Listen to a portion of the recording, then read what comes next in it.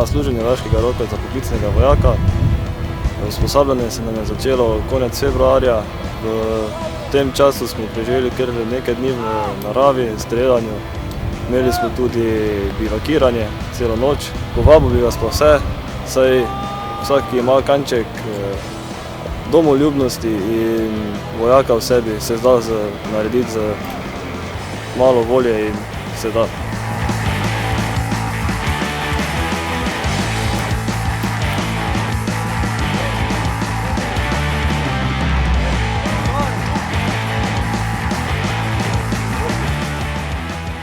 Danes smo na strelišču Mlake, kjer smo vrgli bojno ročno bombo.